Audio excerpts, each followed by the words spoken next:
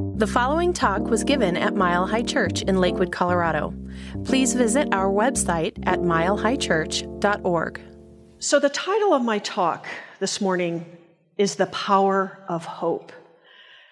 And I am living proof that there is always hope. I am a recovering alcoholic, and I had a life before Mile High and a life before becoming a minister that many of you might not know about. I can tell you this. At the very abysmal worst of my drinking, I so desperately wanted my life to be different. I couldn't see a way out as my life got smaller and smaller and darker and darker. I really didn't even have a reference for a place of joy or hope because I couldn't see it and I couldn't feel it. I started drinking at the age of 16 to be funnier, to be wittier, to be more comfortable in my own skin, to essentially be more comfortable with who I was. And by the time I reached the age of 43, I was drinking to keep from seeing who I had become. I didn't get a DUI. I didn't lose my house. I didn't lose a job. I didn't crash my car. But what I did lose were my family, my friends, and every ounce of self-esteem and hope that I might have once had. There is something so despairing about promising yourself over and over and over again that you're going to quit, and then never being able to quit drinking or to stop using drugs. It just erodes the very fabric of your being. As it says in the big book of Alcoholics Anonymous, it causes pitiful and incomprehensible demoralization. It also causes guilt and shame and remorse. As alcoholics and addicts, we feel that there is something so intrinsically wrong with us because we can't seem to have the willpower or the moral fortitude to stop drinking or to stop using drugs.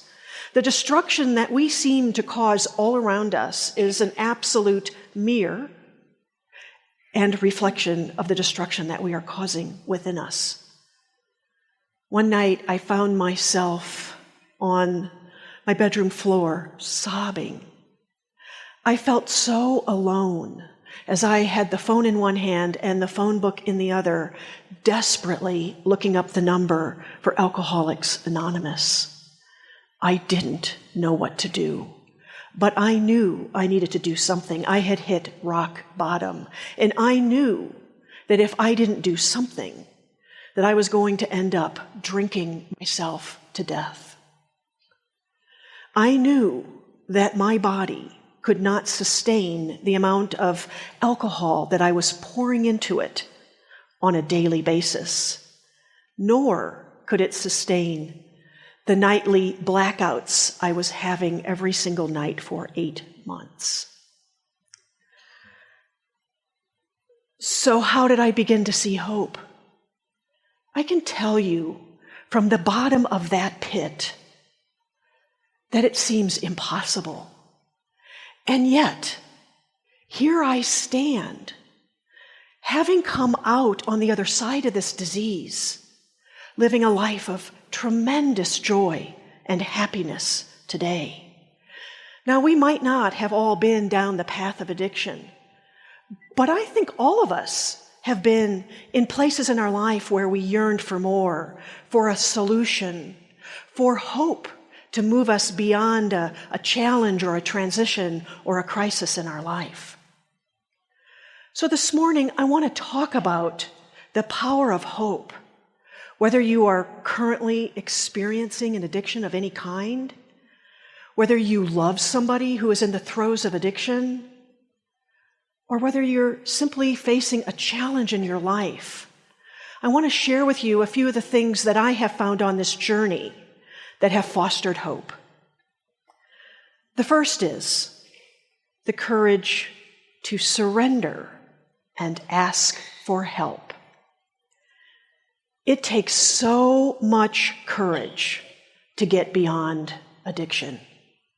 It is hard and it is painful, to be sure. But when we can have enough humility to say those 3 simple little words, I need help, then we can start on this road to recovery. I know how hard it is to say, I'm ready. I cannot do this alone. This small act of humility can radically change our lives forever, because the truth of the matter is we weren't meant to do it alone. I want you to really hear me say this. Whatever challenge you are facing in your life, you are not meant to do it alone. When I found myself on my knees, dialing the number for a recovery organization, I had gotten the times and addresses of a few recovery meetings. I blew the first one off. I was just too scared.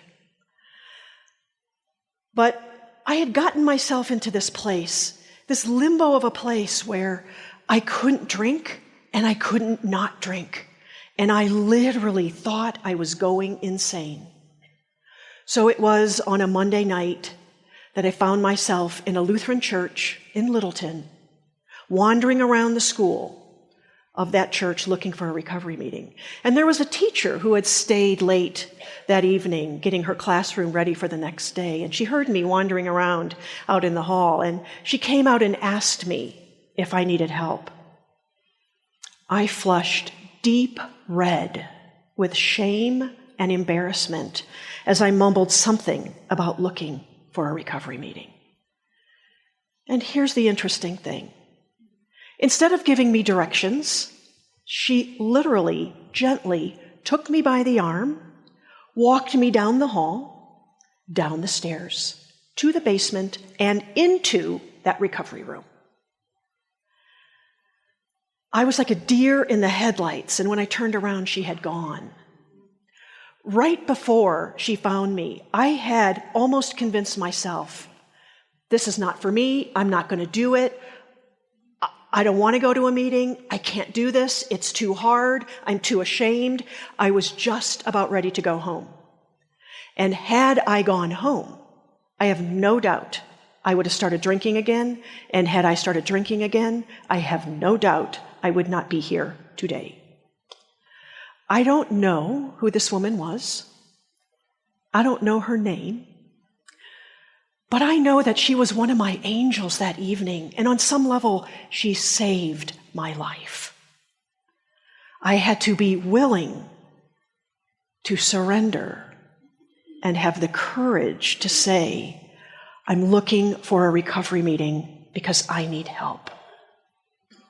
As I look back on the path from my recovery from alcoholism, I can see where when I had the courage to timidly place one foot in front of the other, God blanketed me with courage that I didn't even know I had the power to possess.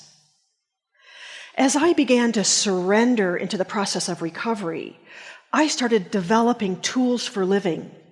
And for the first time in my life, I was free from the guilt and the shame that had trapped me for so long. I can see now where I had to reach deep into my heart, like Dr. Patty talked about last Sunday. I had to reach deep into my heart for courage. I started to realize that the truth is, life is always for us. It is never against us. And there are always hands reaching out to give us a step up. When we finally surrender and have the courage to say those 3 little words, I need help. What I learned from this is that I could breathe my way through fear and come out even stronger on the other side. I learned that I could take whatever it is that life had to give me and not be crushed. I began to see that Fear comes from the head, but courage comes from the heart. When Oprah was celebrating her 50th birthday, she said, "What I've learned in these first 50 years is that if you can allow yourself to breathe into the depth, wonder, beauty, craziness, and strife, everything that represents the fullness of your life, you can live fearlessly. Because you come to realize that if you just keep breathing, you cannot be conquered. Divorce, trauma, disease, disappointment. You cannot be defeated if you just keep taking one breath followed by another.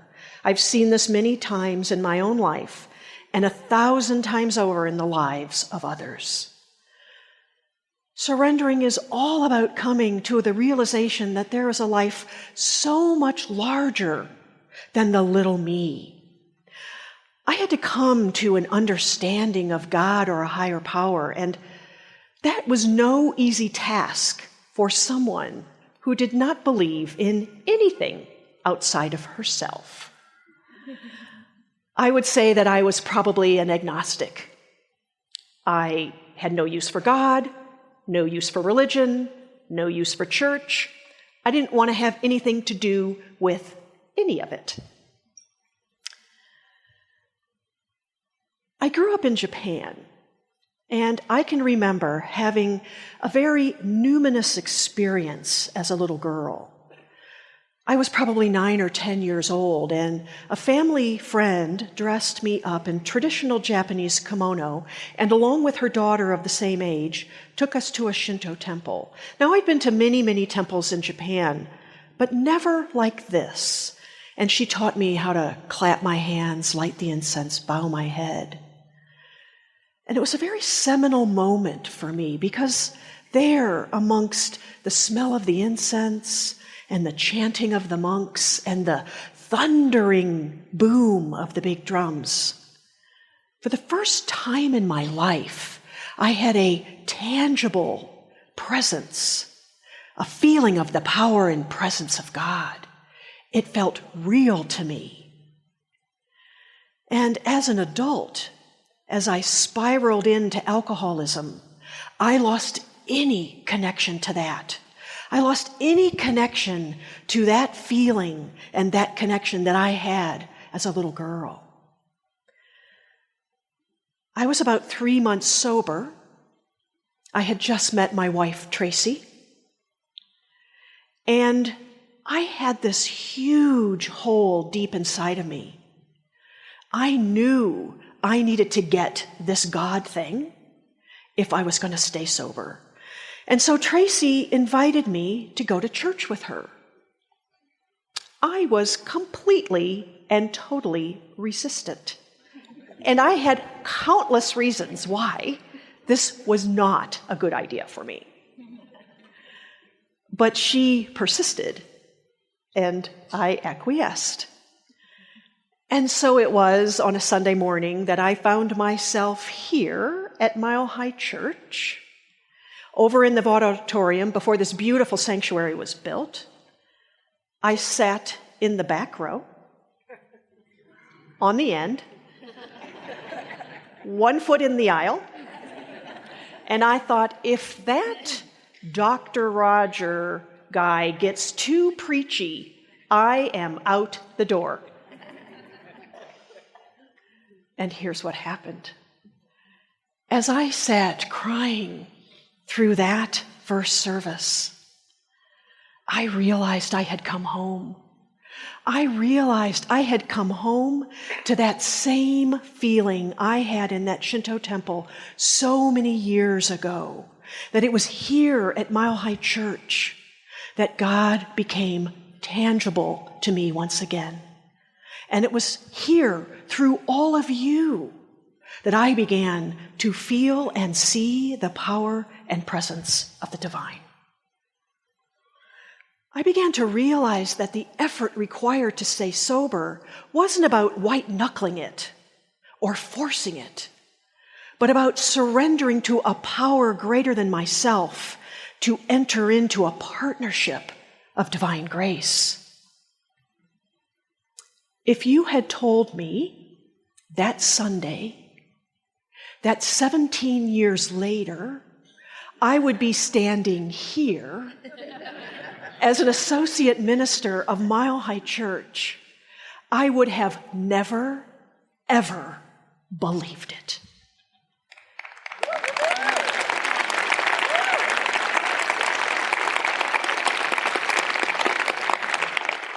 It simply started with having the courage to surrender and say, I need help. And surrender isn't only about surrendering to everything out there, but it is about accepting ourselves, about loving ourselves right where we're at, about absolutely believing that we are good enough.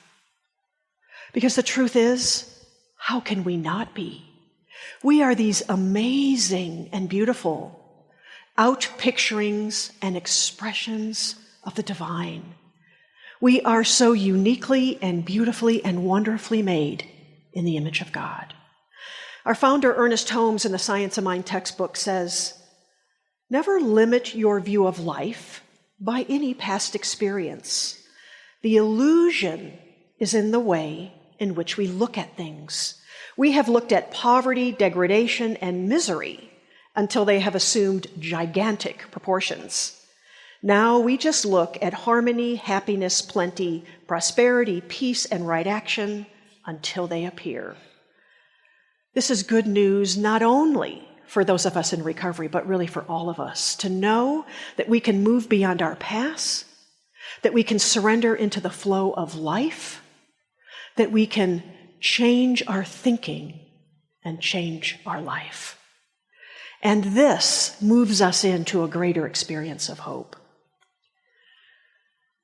The second element of cultivating hope that I want to talk about this morning is an understanding that we have an internal compass that is always guiding us back to the divine.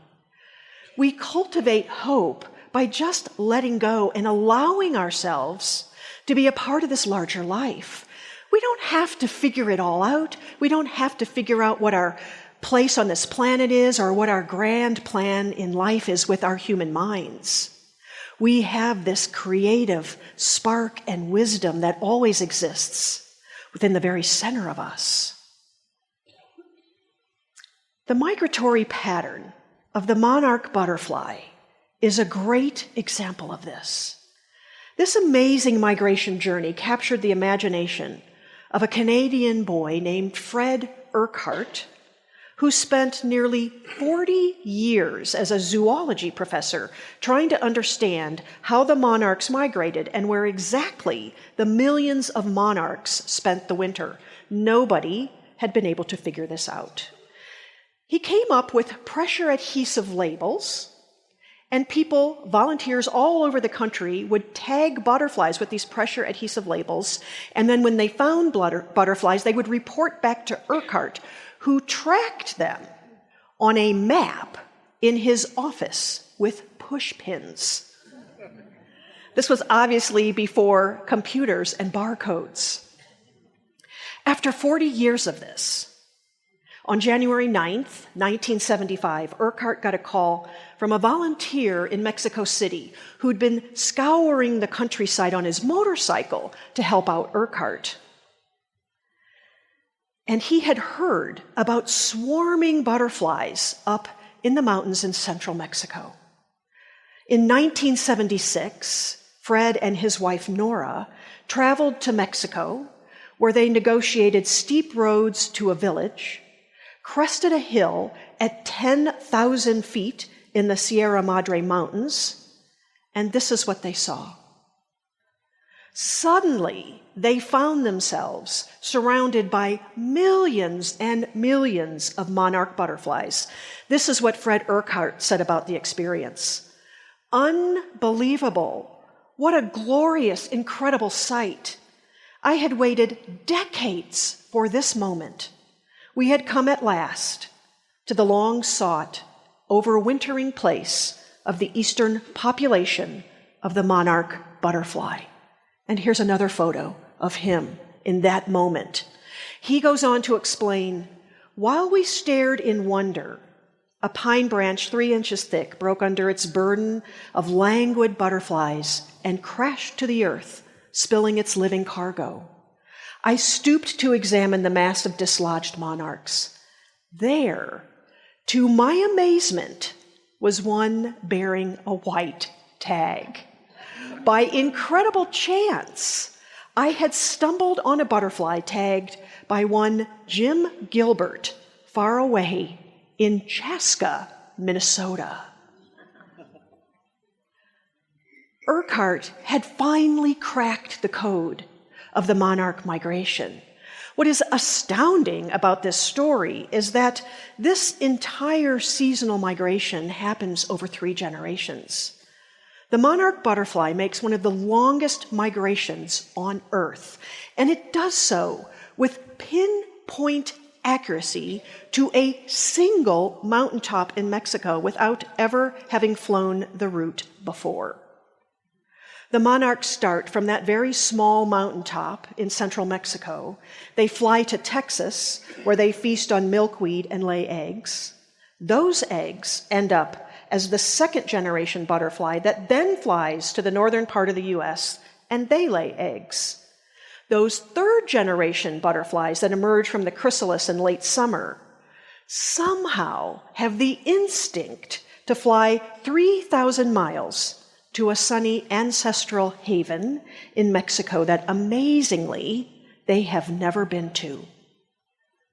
How does this fragile, little, wind-tossed butterfly find its way, only once, mind you, across prairies and mountain valleys and deserts and even cities, to this remote pinpoint on the map of Mexico? What is the internal programming or instinct that guides and steers them home over generations? I believe that we have this very same internal guidance that is always leading us back to our connection with the divine. God not only breathes us, but is the very fabric of who we are. We are here to remind each other that we have this internal compass that is always guiding us back home, always guiding us back to wholeness, to wellness, and that is only a breath away. The third and final aspect of hope that I want to talk about this morning is oneness.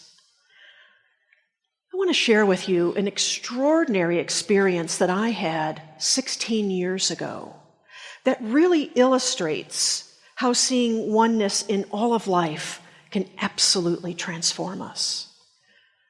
I was in Japan with my wife, Tracy, so excited to visit all the places that I remember going to as a little kid.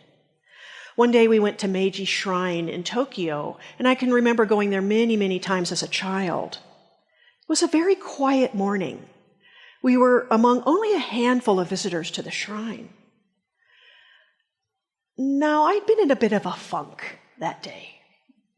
It had been a year. I'd have a year of sobriety, and I hadn't missed a single recovery meeting, sometimes 2 a day, until that trip. And so I had gotten myself in this very sketchy place around my recovery and my sobriety. And I was moping over the fact that I couldn't drink Japanese beer. This is a kind of thinking that we alcoholics and addicts often experience. And there's a picture of the entrance to the temple. Just outside the entrance to the shrine were huge, huge racks of sake. And seeing them sent me into this emotional tailspin. Now, what was really crazy about this is that even when I was drinking, I couldn't stand sake. I never drank it. And so that's just how crazy I had allowed my thinking to get. And as I moped through this beautiful, ancient, silent temple that had been the imperial family's temple for centuries, I was only fixated on the fact that I couldn't drink Japanese beer and sake. In the main courtyard of this temple, there was a huge, old, ancient, sacred prayer tree. And temple goers would write their prayers and wishes and dreams on wooden plaques. There's a picture of it here. And hang them up around this beautiful prayer tree. And then several times a day, the priests would come out and circumambulate around this tree, praying over all these requests. Really a very beautiful, lovely spiritual practice. Now, interestingly enough, I'm in my own funk in my head, and Tracy's walking a little bit ahead of me.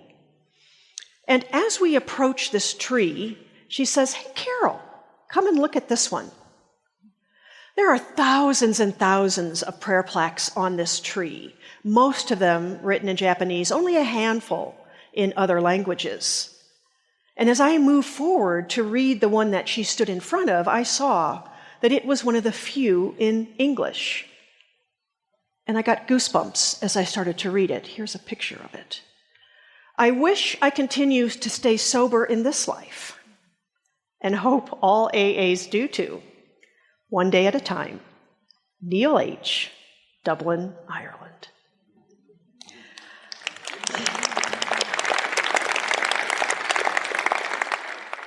I just stood there with my mouth open.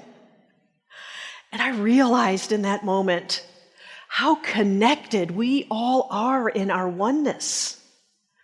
And in that oneness, how we are always reminded of hope.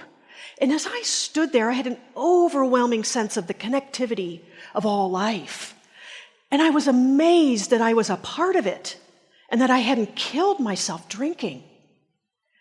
Awareness of oneness shifts our perception, and it allows us to see everything through the eyes of God. And when we can do that, then we can begin to appreciate everything just as it is. This story reminds me of the one mind that is God, whether we are in Dublin or Tokyo or Denver. It reminds me of the one heart that connects us all.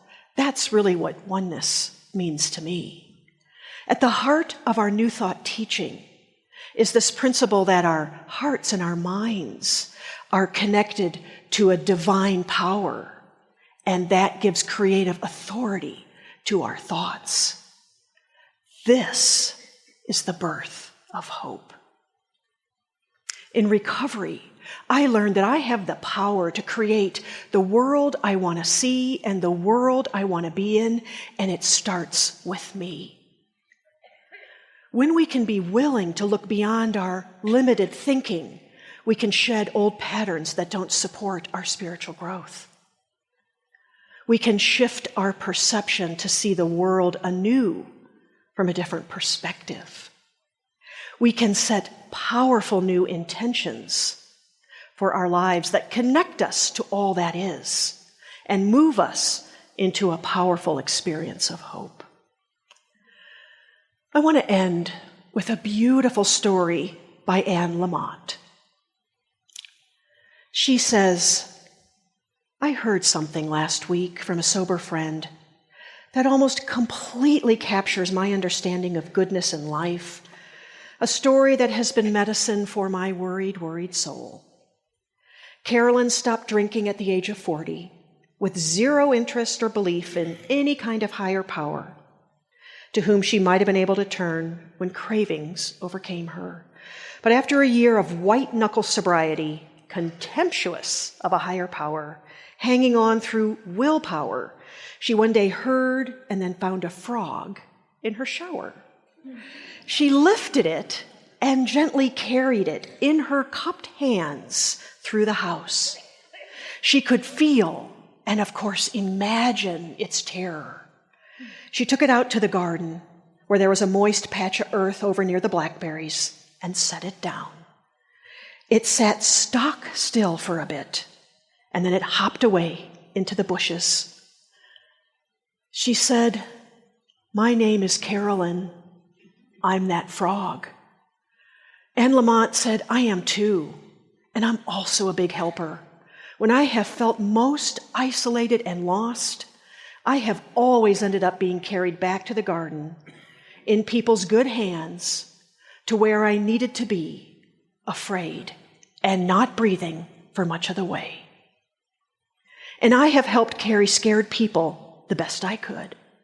You have too. Isn't that what grace is? When some force of kindness against all odds with unknown hands brings us from fear and hard tiles to a moist patch in the earth and sets us down. All I can do is try and help you get back to where there is moist soil and fresh air, and let you help me. Those happen to be the two things I want most in life. I, too, was that frog. Mile High and this community have taught me the power of surrendering and simply asking for help. I've learned to surrender, to let go, to accept life on life's terms. I've learned that I have an internal compass always guiding me back home, always guiding me back to the divine spark that exists within me. And that there is so much power in knowing that we are intrinsically and eternally connected in oneness through our heart, our mind, and our spirit. Most importantly, it's taught me how we can, each of us, carry each other back to the garden. That is the power of hope in recovery.